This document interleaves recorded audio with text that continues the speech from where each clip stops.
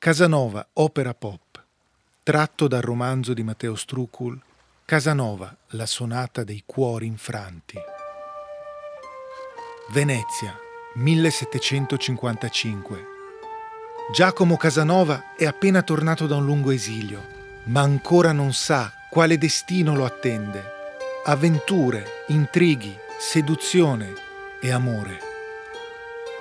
Questa affascinante storia è raccontata in esclusiva per Intesa San Paolo On Air da Red Canzian. Giacomo è stato arrestato ed è ai piombi. Le prigioni nel sottotetto di Palazzo Ducale, caldissime d'estate e freddissime d'inverno. È preoccupato per la sua sorte, è affranto soprattutto per la paura di perdere Francesca. E, scoraggiato, con lo sguardo rivolto alle sbarre, canta «Persa la mia libertà, cos'altro perderò? Una cella è una voragine e mi dico che no, dovessi perderla ne morirei, è lei la strada mia». Giacomo è sempre più innamorato e sempre più disperato per non poterla abbracciare, per non sapere dov'è, proprio adesso che aveva trovato l'amore. Senza pace, chiuso qui, adesso che farò?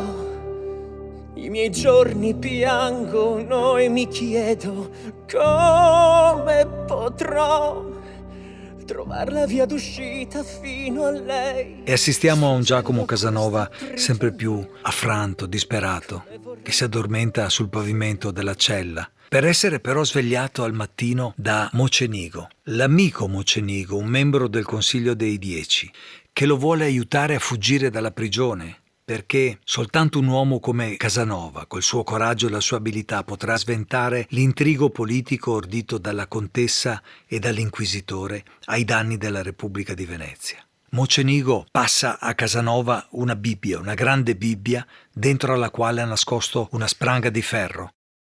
Potrà scardinare il tetto e fuggire.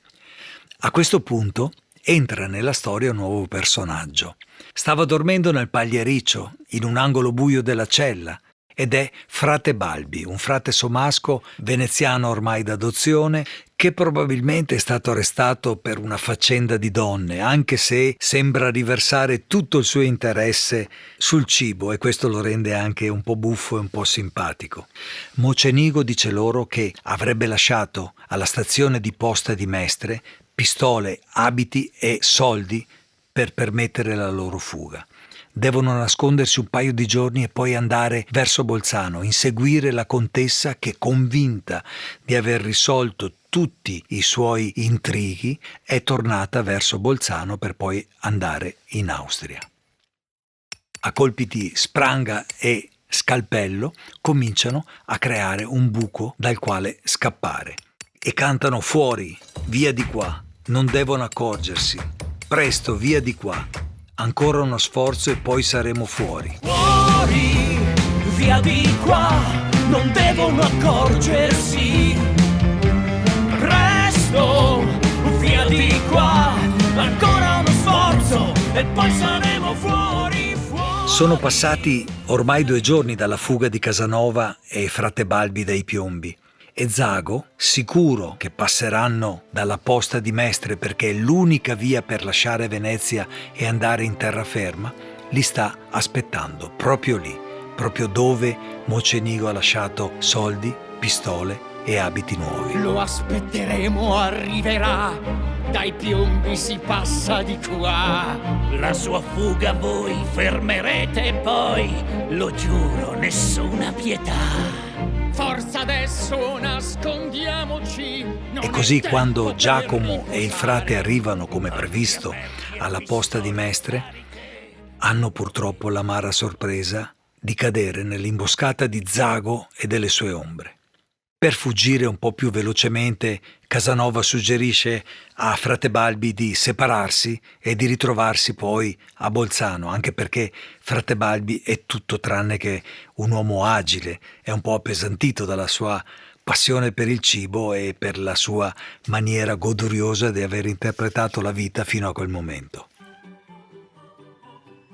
E così Casanova e frate Balbi si dividono, dandosi poi appuntamento a Bolzano per catturare la contessa.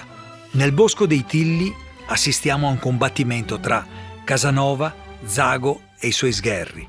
Un combattimento che ha quasi del ridicolo perché Casanova, spavaldo e sicuro e soprattutto determinato a liberarsi in fretta di Zago, lo prende in giro, lo schernisce continuamente per la sua ineleganza che mal si addice alla bellezza di Venezia. Siete un uomo in mala grazia, certo nato per errore, un ribaltamento di splendore. Alla fine Casanova, con destrezza, spara e colpisce a una gamba Zago, che cade per terra e non potrà più seguirlo. Rapido hai colpito come un fulmine sul mare. E in questo modo Casanova fugge dal bosco dei Tigli e prende la strada per Bolzano.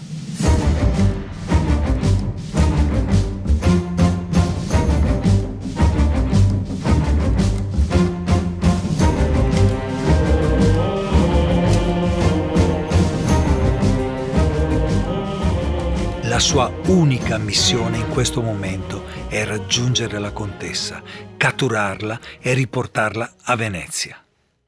Ma questa storia ve la racconto nella prossima puntata.